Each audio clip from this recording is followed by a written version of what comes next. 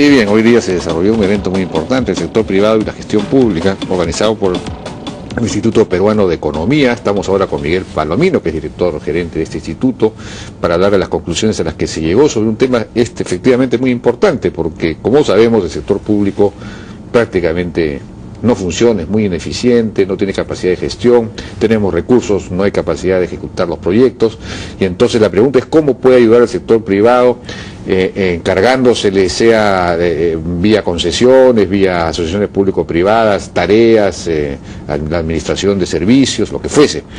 ¿En dónde, de qué maneras? En fin, ese fue un poco el tema del seminario. Miguel, buenas noches, ¿qué tal? Buenas noches, gracias por la invitación. A ver si podemos comenzar rápidamente con el diagnóstico, es decir, lo grave de la situación en el Estado peruano. Sí, bueno, para saber qué cosa puede hacer el sector privado para ayudar al sector público, primero hay que ver cuáles son los problemas más graves del sector público. Y el problema, que creo que ya más o menos es claro por todo lo que ha venido pasando en el Perú en los últimos años, es que hay una elevada ineficacia, ¿no? El sector público peruano es muy poco eficaz. Y hay formas de medir esto directamente cuando se hace encuestas internacionales. El Foro Económico Mundial hizo un estudio hace como 3 años, si no me equivoco, y de los países que estudió, el Perú rankeaba creo 104 en ranking de estado eficaz. Ahí tenemos creo un gráfico que tú nos has traído. Sí, me parece que está ahí. A ver si lo podemos pasar, por favor. Ahí estamos. Así es, el Perú es uno de los países más ineficaces. 104 de 192. Así es, y si comparamos Colombia, Brasil, México, Chile, digamos nuestros competidores regionales, todos nos ganan por amplio margen en términos de eficacia estatal, ¿no? Ya. Y ni hablar de los países que lo hacen mejor, donde si no me equivoco típicamente sale Singapur, Estados Unidos salen entre los primeros, ¿no? Claro. Después tenemos otro gráfico parecido, a ver. Sí. El siguiente es que ¿por qué es tan importante que el Estado sea eficaz? Porque ningún Estado pues un paragón de virtudes y de perfección, pero el Estado peruano es particularmente poco eficaz, como acabamos de ver, y los problemas peruanos, que lo estamos graficando en una forma como los 4 elementos de desventaja competitiva más importante que tiene el Perú, según el índice global de competitividad del Foro Económico Mundial. Son esos 4 elementos: infraestructura, salud y educación, instituciones e innovación. Pero no hemos pasado, en el momento en que tú has explicado eso, no se pasó el gráfico. A ver si podemos estar atentos, por favor, a la discusión, a la conversación. Ya, ahí está. Sí, digamos, estos 4 principales problemas que enfrenta el Perú, las desventajas competitivas más grandes que tiene el Perú, una de ellas, como ven, es instituciones, la segunda peor.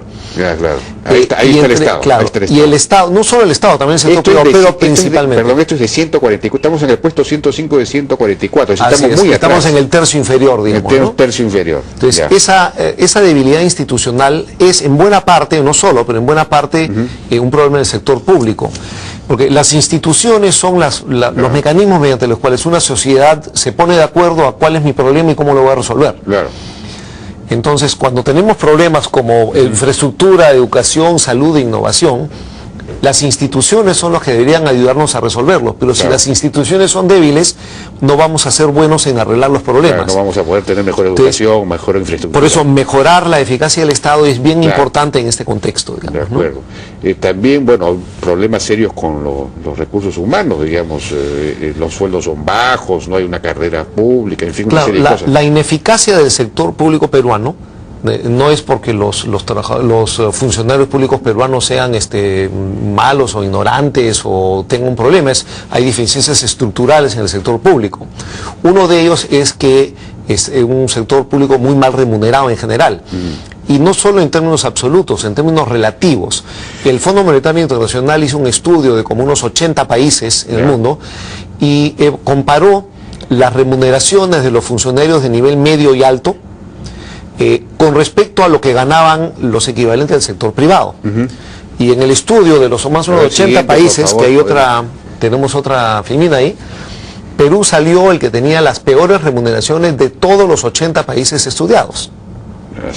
O sea, los funcionarios públicos peruanos, en relación a lo que ganan en el sector privado en el Perú, o sea, la comparación es muy válida, son los peor pagados de todo el mundo. Esto fue por la rebaja que hizo Alan García de los sueldos. Bueno, ya venían mal para comenzar y la rebaja que se hizo en la época de Alan García no ayudó, sobre todo en un contexto en el sector privado seguía creciendo y aumentando sueldos porque hay una gran demanda por profesionales competentes, mientras que en el sector público se les congeló, ¿no? Este es un tema importante, claro. Bueno, sumamente importante porque uno de los consensos entre todos los que presentaron hoy en el evento ese que tuvimos, y cuando uno conversa con expertos en el tema, es que es fundamental poder atraer mejor personal, y uno no puede atraer mejor personal sin mejores remuneraciones. Bueno, y se ha anunciado ya un proyecto de ley de carrera pública, de servicio civil, ¿no?, que va a ser bastante ambiciosa, digamos, y esto debe ser aprobado en el Congreso próximamente. E incluso ya se han dado algunas excepciones para poder aumentar solo algunos funcionarios públicos claves. Es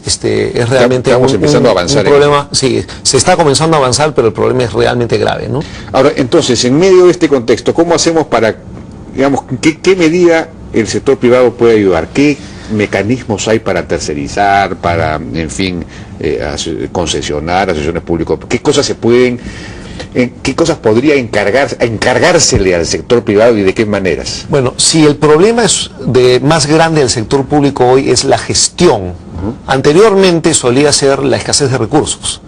Hoy día no es que los recursos, digamos, sobren, no, siempre hay una escasez relativa, claro, pero el problema más grave es la gestión, porque claro, como vemos hay presupuestos que nunca se ejecutan, entonces la restricción no es el presupuesto, claro, no la más grande, la restricción más grande es la gestión.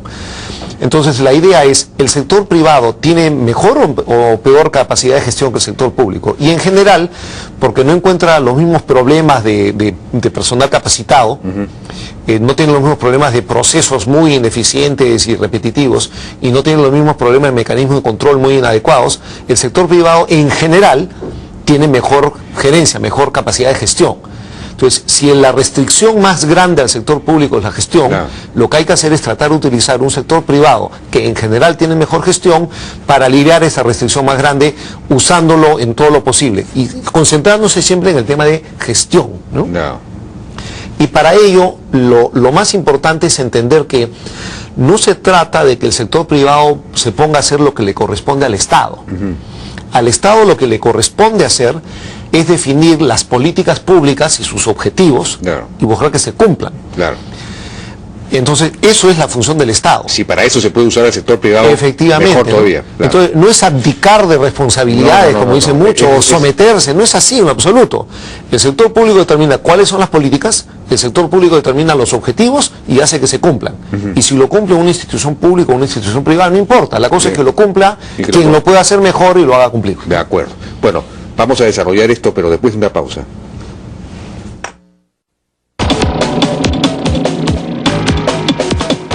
Bueno, entonces decíamos, efectivamente, el Estado tiene que cumplirse esos objetivos, tiene que garantizar, y para garantizar mejor su cumplimiento, eventualmente resulta más conveniente contratar al sector privado o darle una función en este asunto. En muchos casos, ¿no? O sea, no es una cuestión de principio ideológica, es que con frecuencia va a ser mejor utilizar los recursos del sector privado cuando se puede. Pero, por ejemplo, las famosas asociaciones público-privadas, ¿no? Que pueden funcionar para infraestructura, por ejemplo, ¿no? Las concesiones, las asociaciones público-privadas. Eso está un poco en manos de Proinversión, el fomento, la gestión de todo este asunto. Pero Proinversión tiene muchas críticas, no tiene poder, no funciona bien. ¿Qué se puede plantear sobre, es decir, cómo se puede desarrollar mejor, planificar o plantear mejor el desarrollo de la infraestructura nacional y su administración, su mantenimiento, en el Perú de Mota, que esto se haga por APPs en mayor proporción? Bueno, hay varios temas ahí, ¿no? En primer lugar, la idea que el Estado tercerice actividades al sector privado no se limita solo a las concesiones, que es típicamente lo que hace, digamos, Proinversión. Uno puede tercerizar de todo, puede tercerizar asesoría, puede tercerizar gerencia, puede tercerizar... ¿Asesoría como, por ejemplo? Contratos asesores, ¿no? O sea, en lugar de que el sector público dependa de la personal de planta para hacer estudios o evaluaciones, uno puede contratar, cosa que además ocurre con frecuencia. Estudios, por ejemplo, estudios para desarrollar proyectos, por ejemplo. Claro, por ejemplo, cuando uno requiere, cuando hay proyectos muy grandes, estos proyectos de miles de millones de soles, por ejemplo, ¿no? Con frecuencia se requiere de un nivel de asesoría, de un nivel de planificación, de un nivel de gestión, de un nivel de evaluación, de un nivel de control muy elevado. Entonces, con personal con muchísima experiencia y muchísimo más nivel de lo que usualmente hay en el sector público. Cosa que no tiene nada malo con el sector público. Las empresas privadas, no, si tienen que hacer un proyecto de muy alto nivel de tecnificación, especialización, contratan especialistas también, o sea, las empresas privadas más grandes, ¿no? Entonces hay que buscar tercerizar asesorías, consultorías, hay que tercerizar obras, hasta gestión, gerencia, de todo se puede tercerizar. Las concesiones son solo un ejemplo, ¿no? Otra forma de tercerizar es que un contrato de gerencia, es decir, por supuesto. Un contrato de gerencia, un contrato de gerencia y de construcción y de operación, como le llaman, ¿no? Los contratos BOT. Hay de todo, hay cualquier combinación, según sea conveniente, se puede utilizar. Entonces, no solo las cosas que hace por inversión, efectivamente hay muchos temas además que podrían mejorarse tanto en proinversión en particular como en el sector público en general. Y hay muchas normas. Mencioné que uno de los problemas que lleva a que el sector público tenga deficiencia de gestión son procesos ineficientes, repetitivos, innecesarios, mal definidos, que llevan a confusión y a demoras, ¿no? Claro. En la medida en que uno pueda simplificar todo esto, no solo se simplifica la inversión pública directa, sino las asociaciones público-privadas o las concesiones de cualquier tipo, o incluso las licencias, las autorizaciones que el Estado tiene que dar, también tienen procesos que en muchos casos son repetitivos, inadecuados, innecesarios, ¿no? ¿A uno se podría concesionar también el otorgamiento de licencias, por ejemplo? No, lo que quiero decir es que cuando arreglas los procesos, arreglas todo, no solo la inversión pública, la inversión privada y cualquier otra función que cumple el Estado que tenga un impacto sobre la inversión, ¿no? Ajá, bueno. Ahora, y justamente, ¿cómo haces para mejorar los procesos? Si una empresa grande... ¿Qué procesos? En general, todos los procesos con los que opera el Estado. ¿Cuáles son los requerimientos para que uno tenga un permiso? Primero uno tiene que hacer esto, tiene que presentar tal papel ante tal organismo, le tiene que hacer la autorización, una vez que recibe la autorización se le presenta tal otro. Todos estos procesos normalmente son muy engorrosos, repetitivos, claro, a veces innecesarios y demoran mucho además. En parte porque muchas veces los organismos que tienen que dar opinión o autorización no tienen el personal, claro, ni el interés en muchos casos en dar esas autorizaciones o licencias o lo que fuera. Entonces, ¿qué haría una empresa privada grande que se da cuenta que por el devenir del tiempo, lo que fuera, sus procesos internos están inadecuados, lentos, están dificultando su buena operación? Contratarían probablemente a una consultora especializada en este tipo de temas para que le haga una revisión integral de sus procesos. Una reingeniería, como dice. La reingeniería, ¿no? Algún consultor grande, importante, claro, notaría McKinsey, vendría y le diría, revísame todos mis procesos, rediseñámoslos en una reingeniería y me explicas cómo deberíamos tener la nueva cosa. Eso debería hacerse, ¿no?, con el Estado peruano. Pero es decir, contratar a McKinsey o a una de estas empresas, por ejemplo, ¿no?, consultoras, digamos, internacionales, para que hagan la reingeniería total de los procesos. Totalmente, así es. Y obviamente no puedes hacer todos los procesos del Estado todos a la misma vez, pero... de adquisición, las compras, en fin, todos los procesos. Todos los procesos que hay, son innumerables procesos, pueden ser examinados objetivamente por expertos que no sean una parte interesada en uno de ellos, y luego dan recomendaciones. De nuevo, eso no es someterse a nadie. Contratas a un experto y te da su recomendación y tú adoptas lo que te parezca razonable o no razonable dentro de las políticas públicas, ¿no? Incluso servicios como los servicios de salud, por ejemplo, podrían también concesionarse o tercerizarse o hacer contratos de gestión. En el evento que tuvimos hoy día, la jefa del Gabinete de Asesores del Ministerio de Salud, la doctora Yusti, presentó una serie de medidas y iniciativas que está tomando el Ministerio de Salud para tercerizar toda una serie de servicios en el sector salud que puede hacerlos el sector privado, ¿no? De acuerdo, pero eran cosas muy puntuales, ¿no? Yo me pregunto, por ejemplo, todos los hospitales del sector de salud, no habló de eso, ¿no? Todas las postas, todos los hospitales podrían ser podrían haber contratos de gerencia simplemente de los hospitales, o podrían ser concesionados a sus propios médicos o a empresas privadas que los manejen, y entonces el ministerio va a hacer contratos de gestión o de comprarle servicios a ellos, como están haciendo ahora con los hospitales de la Solidaridad. El CIS está contratando, firmar un convenio con los hospitales de la Solidaridad, por medio del cual les paga una cantidad por acto médico, digamos, ¿no? Entonces es como contratar con un privado. Entonces, que contrate con sus hospitales como si contratara con un privado. Entonces estableceríamos competencia, en fin, ese tipo de cosas. Todas estas cosas son posibles, es cuestión de que se priorice por dónde hay que empezar y en qué sectores, qué tipo de actividades son las que mejor se prestan a que pueda tercerizarse este tipo de trabajos, y hay un enorme espacio de actuación, ¿no? Probablemente la restricción más importante que enfrenta el Perú, una de las cuatro desventajas competitivas más grandes del Perú, es infraestructura. Claro. Y justamente en buena parte se da porque no se da abasto al sector público, no solo para ejecutar obras que se demora, los hace mal, etcétera, sino siquiera para plantear proyectos. El experto del Banco Mundial que habló hoy día en el evento también indicó que no solo en el Perú, sino en general, típicamente cuando se reunían con un alto funcionario público, algún ministro, algún sector, sea en el Perú o fuera, para hablar que tenía en mente un APP y querían que apoye el Banco Mundial para desarrollar la idea, típicamente no era más que pues una vaga idea en la mente de un funcionario, no era un proyecto, ¿no? Evaluado, no determinado. No hay proyectos. Y eso también es una cosa que ante la incapacidad para hacerlo, tú puedes tercerizar, que te evalúen el proyecto.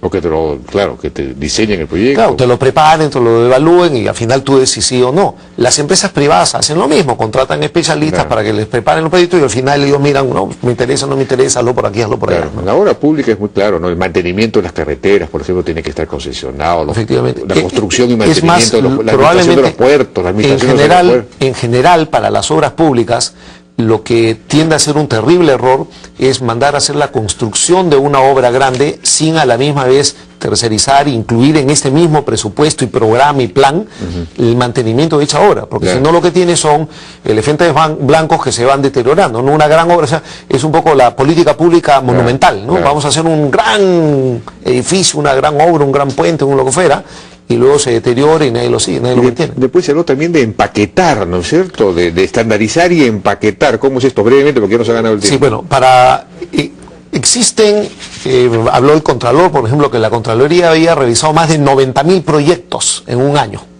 ¿no?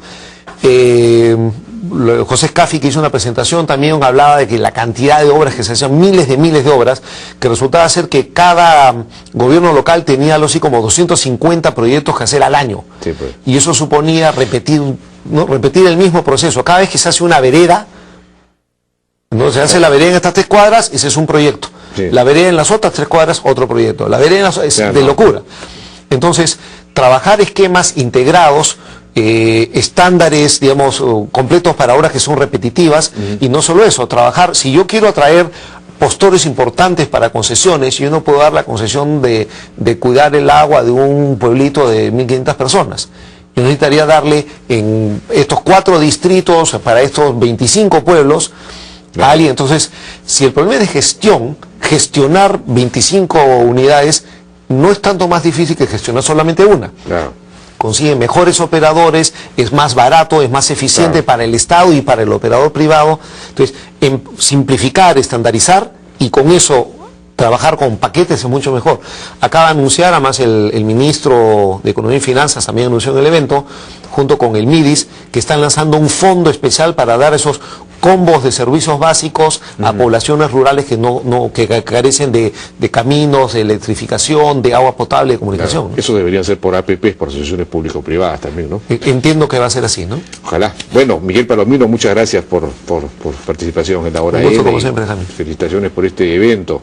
Ojalá que tengan un impacto en la realidad. Vamos a publicarlo en la página web, los resultados y las presentaciones y las conclusiones del evento. Qué bien, muy bien. Instituto Peruano de Economía en la página web.